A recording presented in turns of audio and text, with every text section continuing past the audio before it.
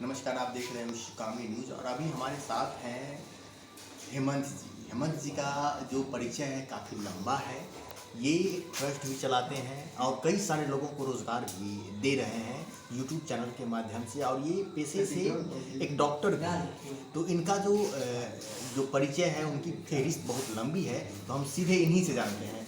Sir, आपका नाम तो हमें पता चल गया है, लेकिन हम चाहते हैं कि आप अपनी जुबानी अपना एक संक्षिप्त परिचय दे दीजिए हमारे दर्शकों को। सबसे पहले आपके चैनल के माध्यम से जो भी दर्शक हमें देख रहे होंगे सबको मेरा प्रणाम। और हमारा जो आपने कहा कि बहुत प्लेलिस्ट बहुत लंबी नहीं है। हम अलग अलग फील्ड में एक सिस्टम चलाते हैं।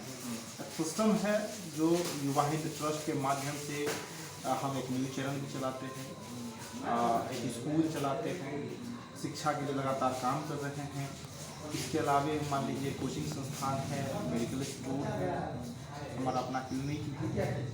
हमारा सपना था कि युवा हित ट्रस्ट के माध्यम से एक बड़ा सा हॉस्पिटल ग्रामीण क्षेत्रों में खोलें, क्योंकि हमारी संस्था और चैनल्स भी ग्रामीण क्षेत्रों के लिए समर्पित है। मेरा ऑनलाइन स्टोर भी है। युवा हित ट्रस्ट सारा युवा हित ट्रस्ट के बैनर तले है, और युवा हित ट्रस्ट एक NGO है जिसका चेयरपर्सन मैं था, ना कि वो सारे बिजनेस मेरे हैं, ऐसा नहीं है। ये युवा हित ट्रस्ट जो भी प्रॉफिट आता है, जो भी इनकम आती है, उसी इनकम को ट्रस्ट में डोनेशन के रूप में हम देखते हैं, और उस डोनेशन को हम समाज हित में बच्चों का, गरीब बच्चों की शिक्षा के लिए उसको हम खर्च करते हैं। आप चूँकि ग्रामीण क्षेत्रों में काम करते हैं, बात बताइए कि ग्रामीण परिदृश्य की जो समस्याएं हैं, आप इसको किस रूप में देखते हैं और इसका सॉल्यूशन क्या है?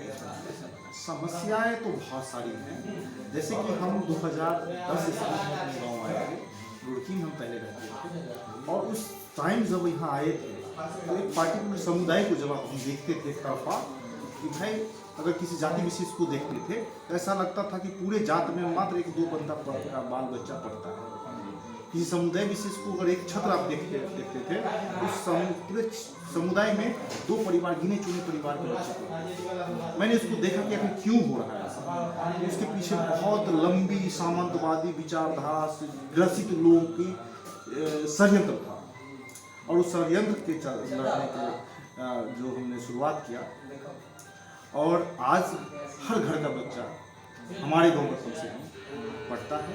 इसके पीछे सिंगल मैं ही जिम्मेदार नहीं हूँ, और भी बहुत सारे फैक्टर्स हैं, लेकिन इतना तो संतुष्टि मुझे जरूर है कि मैंने थोड़ा सा कम लगाया, हर घर का बच्चा पढ़ रहा है। आपने चूँकि छोटा सा पुश करने का आपने प्रयास किया कि गरीब घर के बच्चे भी पढ़े और शिक्षा के महत्व को समझें, तो चूँकि शिक्षा पे आप लगातार आपका फोकस है और शिक्षा के लिए आप स्कूल भी चला रहे हैं, लोगों को प्रोत्साहित भी कर रहे हैं।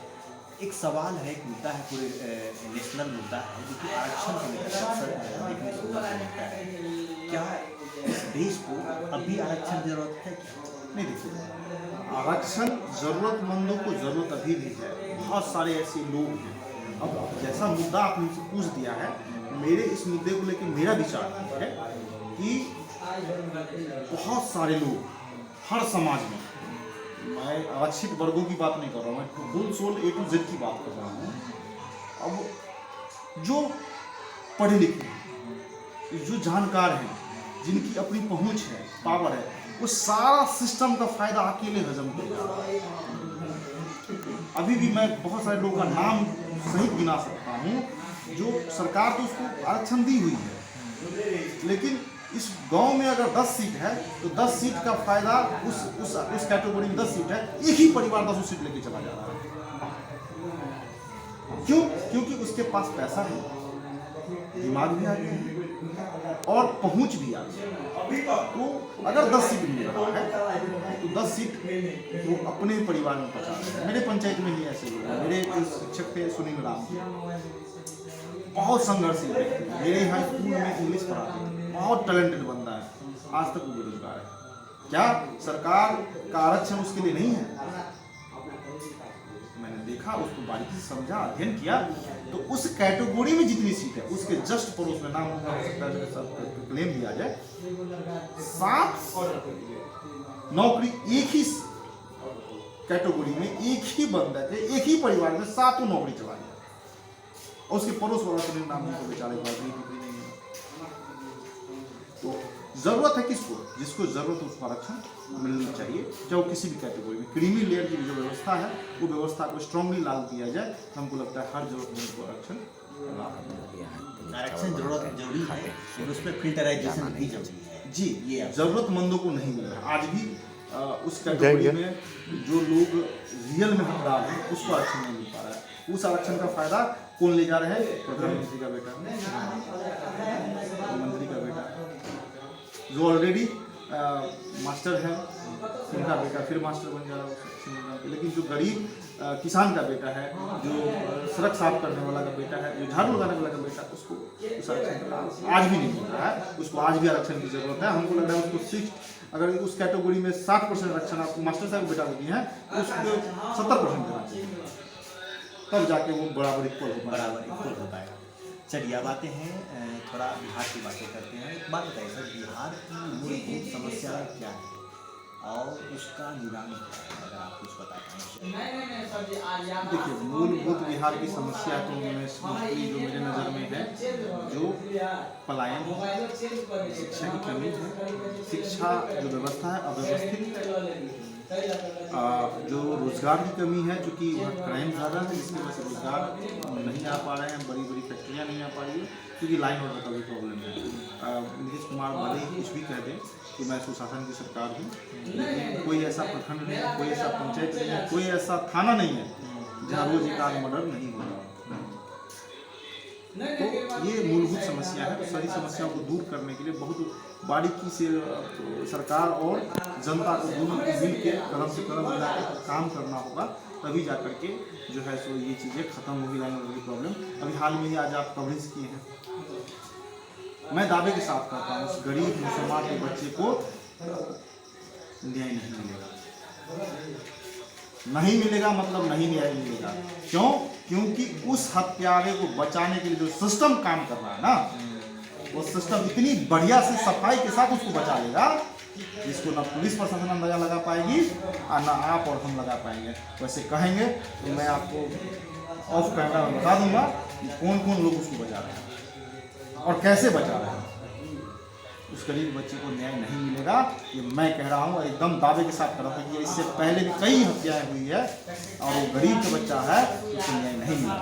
और सुप्रीम कोर्ट का जज भी एक बार कहे थे, जो न्याय व्यवस्था है भारत की वो अमीरों की कठपुतली है, यहाँ गरीबों को न्याय नहीं मिलता है।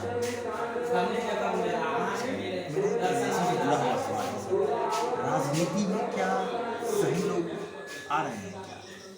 देखिए, राजनीति में सही लोग आएंगे भी तो नहीं चलेंगे, क्योंकि भीड़ गलत लोगों के साथ चलती है और बिना भीड़ का नेता नहीं बनेगा।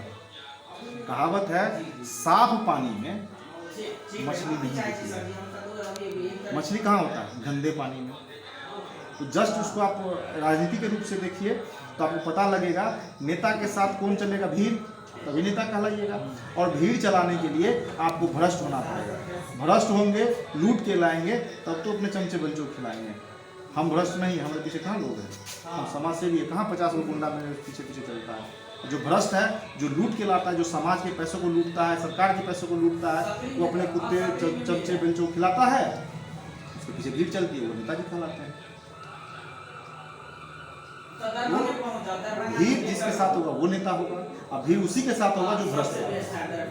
तो ऐसे में जो राष्ट्र का निर्माण है, तो स्वस्थ राष्ट्र का निर्माण तो फिर हो ही नहीं पाएगा।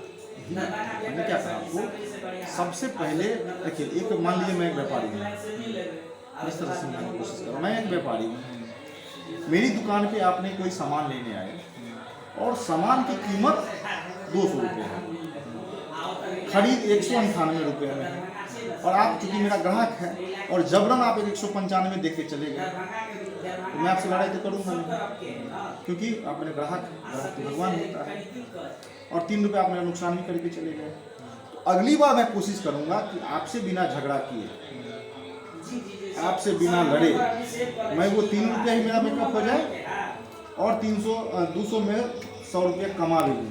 तो मैं क्या करूँगा, डुप्लीकेट सामान, सेम प्रोसीजर नेताजी करते, और उसको ठीक करने का एकमात्र साधन है जनता। जनता ही नेता को भ्रष्ट बनाता है, जनता ही दुकानदार को चोर बनाता है और जनता ही सारा चीज कि देखिए, अगर जनता बिना 1 रुपया लिए, बिना चौबन्नी नेता का खर्च कराए, एक सही स्वच्छ साफ सुथरा नेता के छवि वाले को वोट दे दे, सिस्टम सुधार हो जाएगा। लेकिन जनता वोट किसे देगा? वो खंबा चाहिए पीने के लिए, मुर्गा चाहिए, हैं, कैश चाहिए, तब मैं वोट दूंगा आपको। दूसरा, जब तक वो चीजें नहीं मिलेंगी तब तक तो वोट देंगे नहीं। तो नेता कहीं से चोरी करेगा, बेईमानी करेगा, ठगी करेगा, तब वो देगा आपको। तो सही, ऐसा नहीं है कि कोई चुनाव, मान लीजिए कोई ऐसा विधानसभा जिसमें 1 आधा 6 लोग नहीं खड़ा होते होंगे, बहुत जगह खड़े होते हैं, तो वहाँ वोट नहीं देते, तो क्या होगा? नेता को चोर बनना पड़ेगा। देखिए, अरविंद केजरीवाल का लोग बहुत दुष्प्रचार करते हैं कि आए थे ईमानदार राजनीति किए, कर रहे हैं भ्रष्ट राजनीति। मजबूर किसने किया? आपने, जनता ने। फर्स्ट बार अच्छे लोगों को उतारा, तो चुनाव 100% बहुमत से नहीं जीता। और जैसे ही चोरों को उतारना शुरू किया मैदान में, खालिस्तानी आतंकवादी के साथ मिलकर के गठबंधन कर लिया पंजाब में, तुरंत फर्स्ट टाइम जो है बहुमत की सरकार बन गई। आपने मजबूर किया ना कि आप आतंकवादी से हाथ मिलाइए, मुझे पैसा दीजिए। स्वच्छ राजनीति वाले वोट कहाँ देते हैं? देखिए ना, बहुत सारे ऐसे उदाहरण मिल जाएंगे आपको। आपको बहुत बहुत शुक्रिया। ये थे हमारे साथ हेमंत सिंह। तो हमारे साथ चैनल पे बने रहिए, देश और मुद्दे की जानकारी, हर चीज़ हम आपसे शेयर करेंगे। आप बने रहिए हमारे साथ। आप देख रहे हैं ऋषिकामी न्यूज़ का। बहुत बहुत शुक्रिया। धन्यवाद।